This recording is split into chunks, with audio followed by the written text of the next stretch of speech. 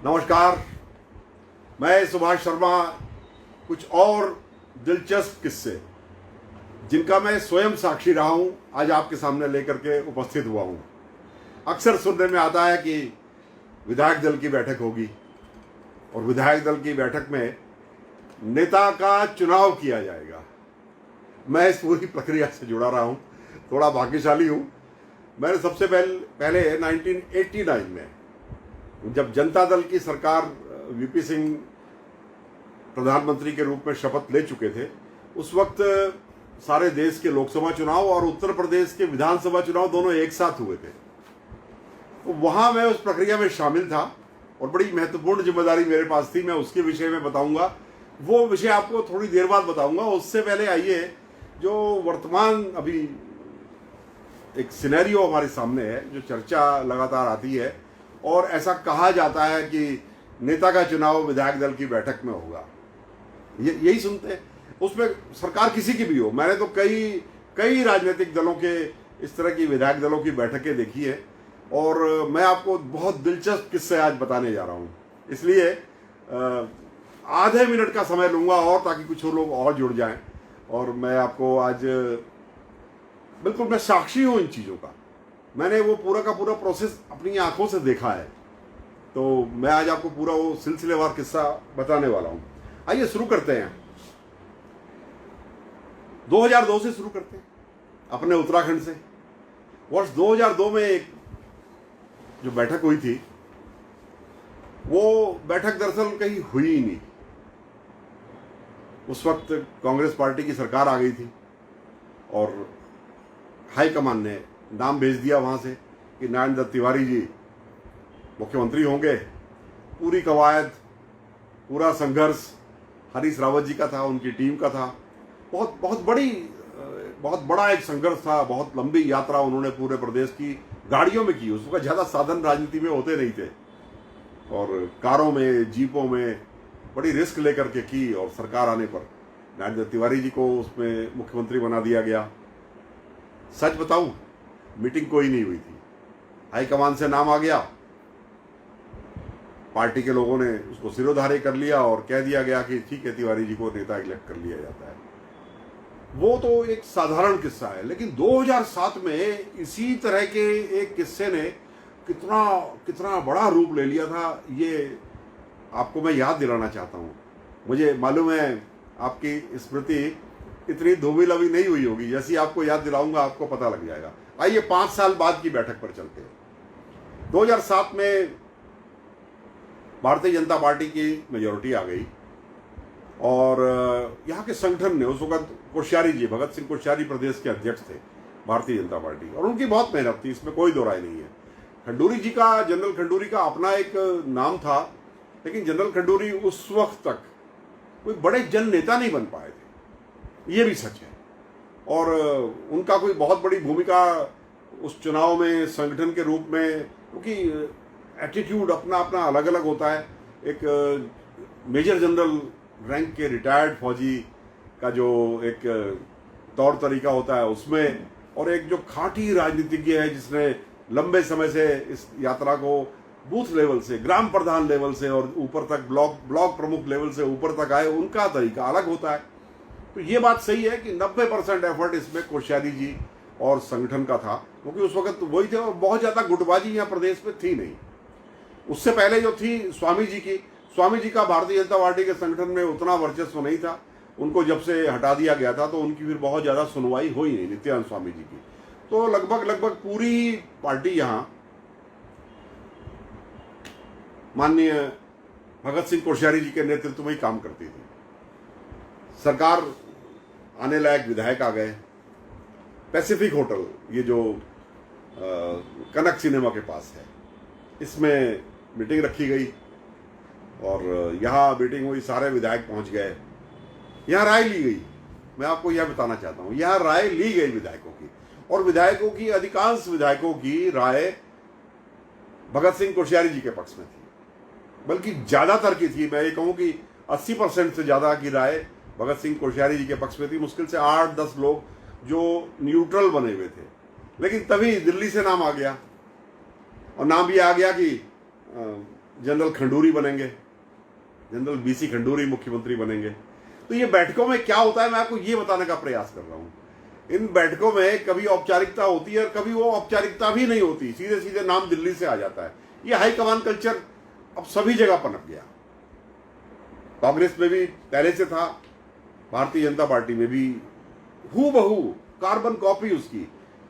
जितना अधिनायकवाद, जितनी डिक्टेटरशिप कांग्रेस के अंदर थी, इस मामले में जितना अधिक से अधिक वर्चस्व आला कमान, केंद्रीय आला कमान अपने हाथ में रखना चाहता था कांग्रेस वाला, उतनी ही भारतीय जनता पार्टी वाले भी रखने लगे। और नतीजा ये हुआ कि लगभग 6.5 घंटे तक जद्दोजहद चलती रही। विधायक माने नहीं, विधायक नहीं माने, कोश्यारी जी के लोग नहीं माने और कोश्यारी जी भी नहीं माने। बहुत बार नारेबाजी हुई, मीडिया को दूर कर दिया गया, मीडिया में इतना रहस्य बन गया कि आखिर हो क्या रहा है। खबरें छन के बाहर आ गई थी कि जनरल खंडूरी का नाम आ गया और बताया जाता है कि अंत में संभवतः अटल बिहारी वाजपेयी जी का ही फोन आया, ऐसा कहा जाता है। ठीक से तो नहीं मालूम, या तो आया होगा या करवाया होगा या उन्होंने प्रमोद महाजन से करवाया होगा। वो वाला काल था। और उस वक्त प्रधानमंत्री अटल जी थे, तो अटल जी के चहेते थे जनरल बीसी खंडूरी, वो उनको यहाँ लेकर के आ गए।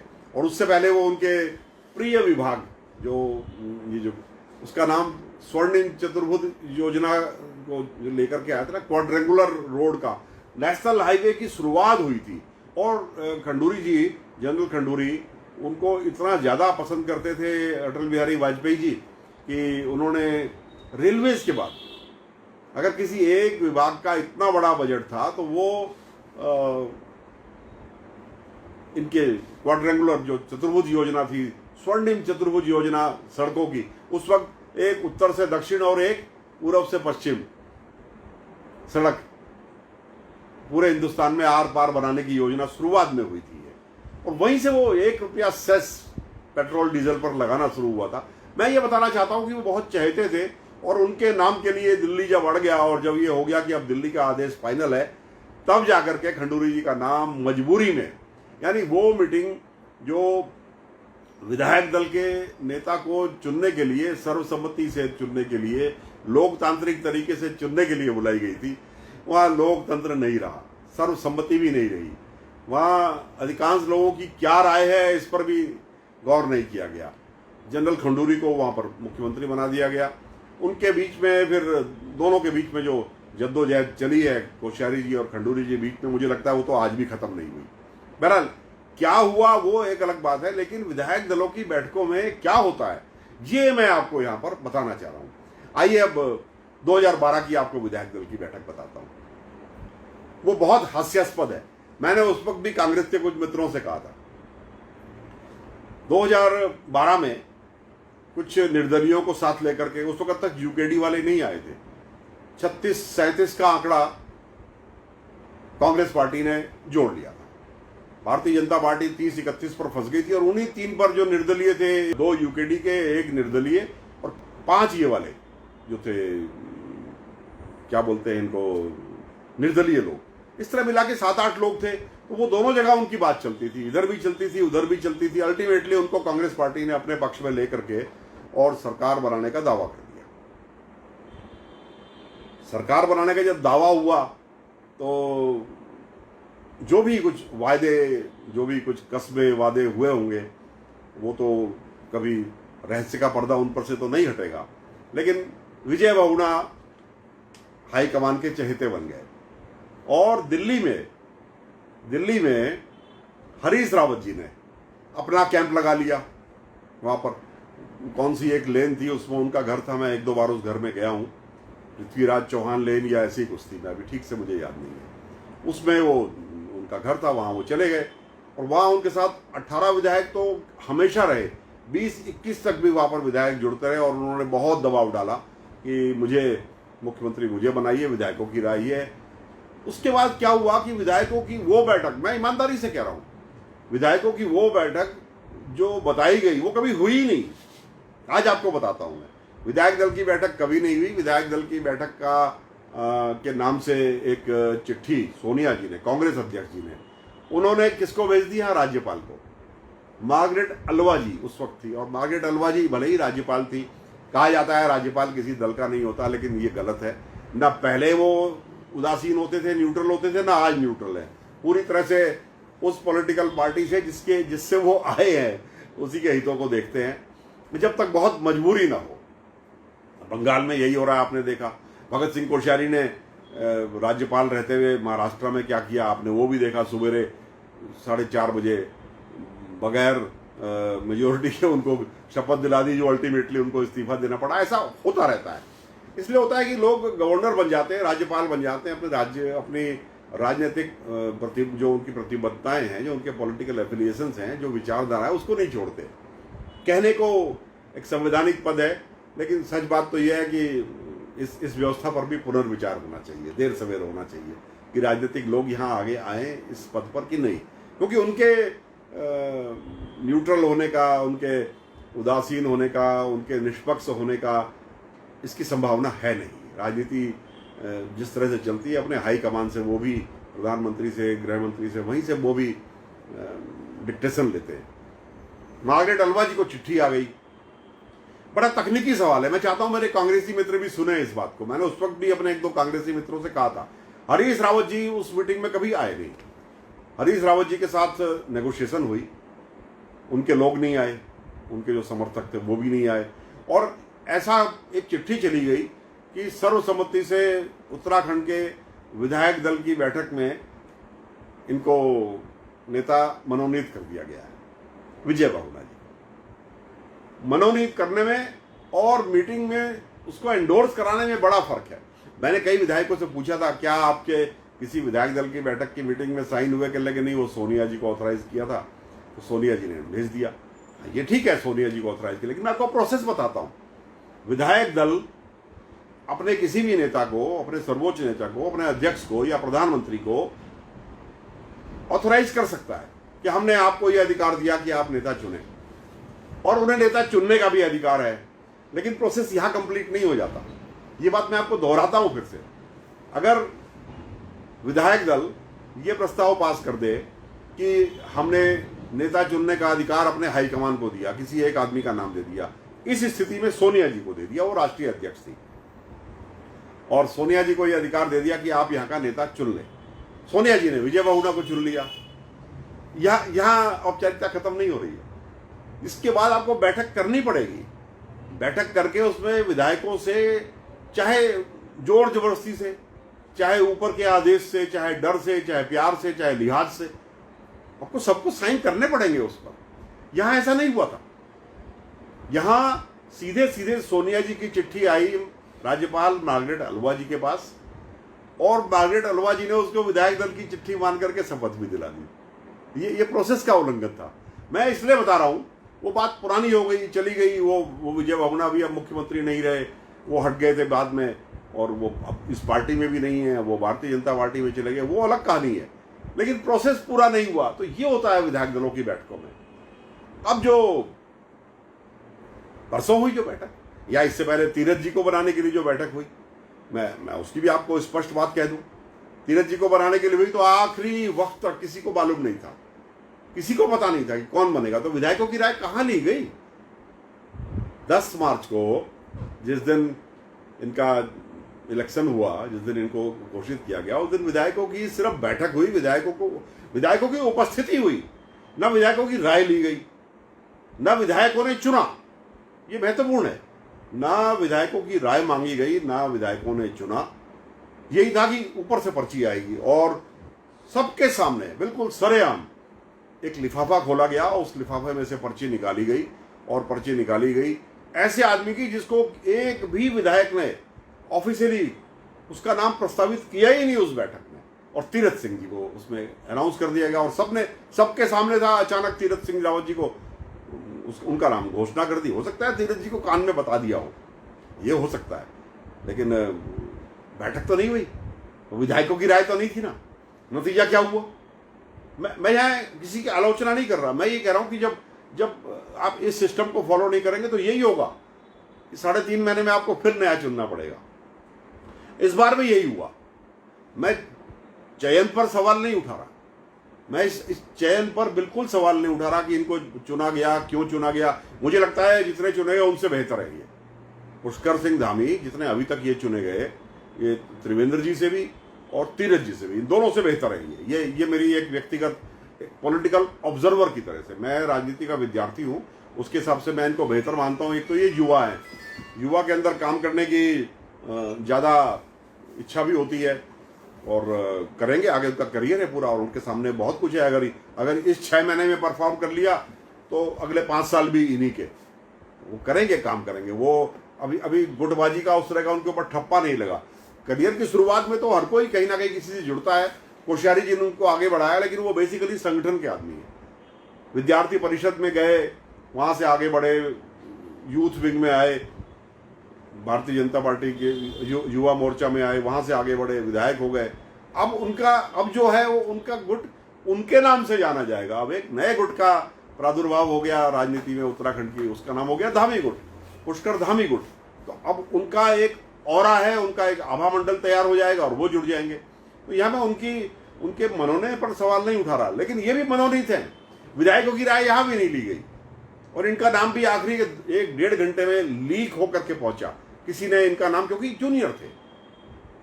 जूनियर थे और अनुभव नहीं था प्रशासनिक, कभी मंत्री नहीं रहे, तो आमतौर पर ऐसा माना जाता है। हालांकि जरूरी नहीं है कि ऐसा आदमी कामयाब हो। अब केजरीवाल तो डंके बजा रहे हैं दिल्ली में, इससे पहले कभी विधायक ही नहीं हुए। विधायक चुने गए, सीधे सीधे मुख्यमंत्री को, सिटिंग मुख्यमंत्री को हराया, शीला दीक्षित को, और मुख्यमंत्री बन गया और परफॉर्म कर रहे हैं। 3 बार धूल चटा दी उन्होंने इतने बड़े बड़े दिग्गजों को दिल्ली के अंदर। तो ऐसा नहीं है कि ऐसे लोग कामयाब नहीं होते, कामयाब हो सकते हैं और मुझे लगता है होंगे भी। अभी शुरुआत उनकी सदी हुई है, अच्छी है। अति उत्साह में तो थोड़ा सा बोल ही रहे हैं, समय भी कम है, क्योंकि अब उनकी बातें यथार्थ वाली कम और जो चुनावी है वो ज़्यादा होंगी। वो उनकी मजबूरी भी है, वो एक राजनीतिक पॉलिटिकल कंपल्सन है उनके सामने। तो ठीक है, उसकी आलोचना हो सकती है, लेकिन ये जो अभी इनका चुनाव हुआ, ये अभी विधायक दल की बैठक में कुछ नहीं हुआ। विधायक दल की बैठक में सिर्फ एक दूसरे का मुंह देखा जाता है कि देखते हैं किसका नाम आएगा, हाँ भाई किसका आएगा, यही चर्चा होती है। किसी से राय नहीं ली जाती, ना किसी की राय मानी जाती है, ये भी बता दूं मैं आपको। और इतनी हिम्मत रखने वाले लोग अब ज़्यादा हैं भी नहीं जो राय के खिलाफ जाए और खुल के बोले। जिन्होंने बोला फिर उनका राजनीतिक भविष्य किसी भी पॉलिटिकल पार्टी में बहुत लंबा उनका राजनीतिक भविष्य रहा नहीं, क्योंकि हाईकमान इसको अपनी आदेश की नाफरमानी के रूप में लेता है। अब मैं आपको एक बहुत दिलचस्प किस्सा सुनाता हूं, मेरे जीवन का पहले विधायक दल की बैठक। मैं विधायक नहीं रहा भाई, मैं नहीं रहा, लेकिन मुझे बहुत इंपॉर्टेंट मैनेजमेंट दिया गया था।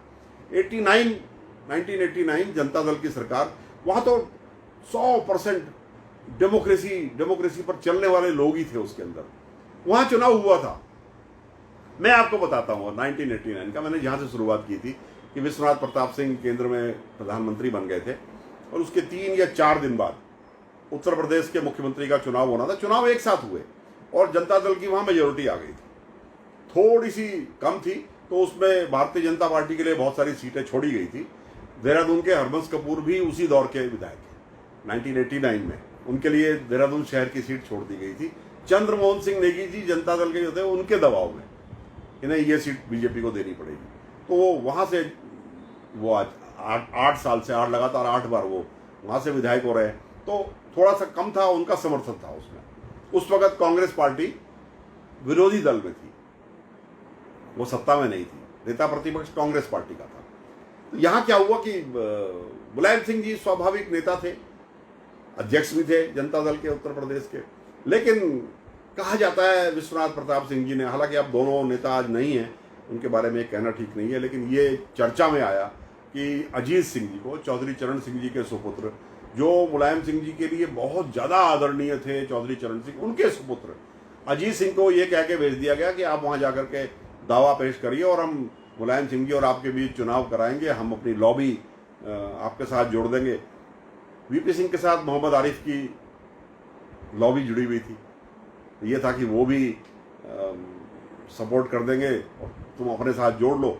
अब क्या है, राजनीति में लोग बहुत ज़्यादा डिप्लोमेट हो गए, बहुत से लोग उनके कान में कहते रहे होंगे अजीत सिंह के कि हम आपका साथ देंगे, आपका साथ देंगे, बहुत हो गया पूरब का राज, पश्चिम उत्तर प्रदेश से आना चाहिए मुख्यमंत्री।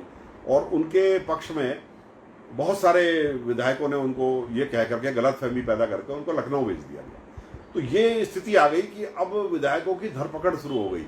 मैं इसलिए बता रहा हूं कि उस वक्त हम मुलायम सिंह जी के चहेते लोगों में से थे और मुझे भी 8 विधायकों की देखभाल करने का, उनकी सभी सुख सुविधा का ध्यान रखने का, राणा भूपेंद्र सिंह बाजपुर वाले वो उसके बाद एमएलसी बने थे। मुलायम सिंह जी ने बनते ही उनको ये रिवार्ड दिया था। मैं छोटा था, मैं महत्वाकांक्षी भी नहीं था, मेरी इच्छा भी नहीं थी, तो हम दोनों साथ थे और मैं स्पष्टवादी हूँ। मेरे साथ डीपी यादव भी थे, स्पष्ट बोलता हूँ, मैं झूठ नहीं बोलता। वो बहुत ज़्यादा वोटों से, मेरे ख्याल से सईदुल जमा गृह मंत्री को हरा करके 70-72 हज़ार वोटों से जीत करके आए थे डीपी यादव। तो हम 3 लोग थे और हमें एक आ गया कि ये विधायक आपकी जिम्मेदारी है। 4 विधायक उत्तराखंड से जीते थे, नयन सिंह भंडारी जी, मंत्री प्रसाद नैतानी, बलबीर सिंह नेगी और ज्वांठा जी, बर्फीलाल ज्वांठा जी। ये 4 तो थे ही। स्टेट गेस्ट हाउस में इन 4 की जिम्मेदारी हमारी थी, हम ऊपर के फ्लोर में थे और इनके पास लाइसेंसी हथियार थे, हमारे पास तो कुछ नहीं था। और इनके पास अपने अपने गनर भी थे, ब्लॉक प्रमुख वगैरह रहे ये लोग। तो वो हमारी एक किस्म से हमारी दूर की, हालांकि जब कोई ऐसी नौबत आ जाती तो वो तो सरकारी कर्मचारी थी, वो क्या करते, लेकिन हाँ एक आड़ थी। वहाँ हम उनको लेकर के बैठे थे और 4 और विधायक थे जो इटावा के पास के थे। मुलायम सिंह जी ने उनको हमें कहा कि इनकी भी सेवा आप करोगे, इनको क्या खाना है, इनको क्या पीना है, इनको क्या कपड़े चाहिए, इनको कब कहाँ। उन दिनों मोबाइल फोन थे नहीं, ये समस्या तो उन दिनों थी नहीं। किसको सिगरेट चाहिए, किसको खाने पीने में आज क्या चाहिए, वो आप देखोगे, ये इससे बाहर नहीं जाएंगे, क्योंकि वह धरपकड़ चल रही थी, उठाया जा रहा था। और इस तरह से खेमेबाजी हुई। मुलायम सिंह जी ने अपने विधायक अलग रखे और अजीत सिंह जी ने अपने विधायक अलग रखे और बाकायदा दोनों के बीच चुनाव हुआ। उत्तर प्रदेश की जो विधानसभा है उसके तिलक हॉल में, वहाँ ज्वाइंट मीटिंग हुई, उसमें एमएलसीज भी थे, एमएलएज भी थे। और किसको जज बनाया गया, ऑब्जर्वर बनाया गया, मतलब जिनके नाम से लोकतंत्र जिंदा था उस जमाने में, मधु दंडवते जी और उनकी पत्नी भी आई हुई थी, प्रमिला दंडवते जी। उनका इतना सम्मान था, वो चंद्रशेखर जी को भी प्रिय थे। मुलायम सिंह जी तो उनके सामने नतमस्तक रहते थे। वो छोटे थे उस वक्त, 50 साल के लगभग उनकी उम्र थी मुलायम सिंह जी की, शायद उससे भी 2-4 साल कम ही थी। तो ये इतने आदरणीय लोग थे कि इनकी ईमानदारी पर कोई सवाल नहीं उठाता था। इनको कहा गया कि आपके सामने मत विभाजन होगा और पर्चियां डाली जाएंगी, और बाकायदा पर्ची डाली गई। मैं वहां से राजनीति मैंने देखी है, और पर्ची डाली और उसमें संख्या तो नहीं बताई गई कि कितने किसको मिले, लेकिन हमको अंदाजा था कि बहुत ज़्यादा वोट उसमें मुलायम सिंह जी को मिले और अजीत सिंह जी को नहीं मिल पाया। उसके बाद मुलायम सिंह जी की ग्रेटनेस थी, वो उन्होंने कहा कि नहीं, अजीत सिंह जी को केंद्रीय मंत्री बनाइए, मैं तब शपथ लूँगा, और घोषणा हो गई कि बन गया। उन्होंने ये भी कहा कि मेरे नेता के बेटे हैं, मेरे आदरणीय नेता चौधरी चरण सिंह जी के बेटे, मैं इनका विरोध कैसे करता, मैं कर ही नहीं सकता इनका विरोध, तो पहले इनके लिए घोषणा करी है कि इनको केंद्र बनाया है। उनको अजीत सिंह को बनाया गया उस वक्त केंद्र का उद्योग मंत्री, उनको वो दिलाया गया और यहाँ मुलायम सिंह जी बने। तो वो थी विधायक दल की बैठक, अब नहीं होती, अब वहां भी नहीं होती। उसके बाद से लोकतंत्र नीचे आता ही चला गया। अब पहले से तय होता है कौन बनेगा। अब सही समय रहा और अखिलेश के बाद उनका बेटा भी बड़ा हो रहा है, उनकी भी नाक शक्ल बिल्कुल मुलायम सिंह जी और अखिलेश जैसी है। उनका वो ट्रेडमार्क है फैमिली का, उनकी नाक बिल्कुल अलग से है, कान बड़े बड़े हैं, तो वो तैयार है। वो नहीं है तो डिम्पल है। अब तो तय है, लेकिन उस वक्त की बता रहा हूं मैं, उस वक्त मुलायम सिंह नेता बन रहे थे, तब थे नहीं। तब ये था कि मुलायम सिंह यादव एक छत्रप के रूप में उभर करके आ रहे थे। तो ये स्थिति अब बदल गया समय। जिस वक्त लालू यादव का चुनाव हुआ, बाकायदा इलेक्शन हुए, लालू यादव जब बने मुख्यमंत्री, बाकायदा राय ली गई और मुलायम सिंह जी का लालू यादव का साथ शरद यादव ने दिया, लालू यादव का साथ नीतीश कुमार ने दिया, लालू यादव का साथ रामविलास पासवान ने दिया। पूरा एक जातिगत समीकरण पूरा बनाया। और एक भूमिहार भी थे, मैं उनका नाम अभी भूल रहा हूं, उन सबको लेकर के मुलायम सिंह जी ने भी यही गणित कर रखी थी। स्वयं से यादव कुर्मी नेताओं में उनके प्रिय, जो उनके बिल्कुल किचन कैबिनेट के, जो एक दूसरे के मन की बात समझते थे, रेवती रमन सिंह जी ठाकुर थे, कुंवर रेवती रमन सिंह, और कुर्मियों में बेरी प्रसाद वर्मा थे। तो उस वक्त लॉबी तैयार होती थी, एक दूसरे के लिए कन्वेंसिंग होती थी और वहां से जीत के आते थे। आज जो विधायक दल की बैठक होती है ना, हंसी आती है। किस बात की विधायक दल की बैठक? कोई बैठक नहीं होती। बैठक में सिवाय इसके कि सबको अनुशासन में रहना है, हाईकमान से अभी नाम आने वाला है, कोई मीडिया अंदर नहीं आएगा, कोई इसका वीडियो नहीं बनेगा और इस पर निगरानी रखी जाती है कि यहाँ कोई वीडियो ना बना ले यहाँ की कार्रवाई की, यहाँ की आवाज़ जो कुछ कहा जा रहा है वो बाहर ना जाए। और बाहर ये कहा जाता है कि विधायक दल की बैठक में सर्वसम्मति से फला फला को नेता चुन लिया गया। ये बिल्कुल ये गलत बयानी है। ये लोकतंत्र की इस व्यवस्था का मजाक बनाया जाता है। वो कोई भी दल हो, उसमें ये स्थिति आती है। ये लोकतंत्र है, इससे बचना नहीं चाहिए, इस प्रोसेस से होकर के गुजरना चाहिए। लोकतंत्र में अगर आप इस प्रोसेस को बाईपास करेंगे तो उसके परिणाम अच्छे नहीं होंगे, लोकतंत्र कमजोर पड़ता जाएगा। ये मैं आज आपसे कहना चाहता हूँ। मेरे कुछ अनुभव हैं इस प्रकार के, मैं इन चीज़ों से बहुत करीब से गुजरा हूँ, मैंने नज़दीक से इन चीज़ों को देखा है। ये मनोनयन होता है जिसका नाम विधायक दल की बैठक में सर्वसम्मति से नेता चुनना होता, नहीं होता। ये बिल्कुल गलत है। मैं आपकी आंखें खोलना चाहता हूँ जो सोचते हो कि विधायक चुनते हैं। नहीं, विधायक नहीं चुनते, ना चुनते हैं, ना अभी कहीं आगे आसार नजर आ रहे हैं। तो ये मेरे कुछ अनुभव थे, मैंने आपसे आज साझा किए। भविष्य में और इसी तरह की बातें मैं आपके सामने, जो दिलचस्प किस्से हैं सत्ता के गलियारों के, वो आपके साथ साझा करता रहूँगा, सार्वजनिक करता रहूँगा। मेरे साथ इतनी देर तक जुड़े रहने के लिए आपका बहुत बहुत आभार। नमस्कार।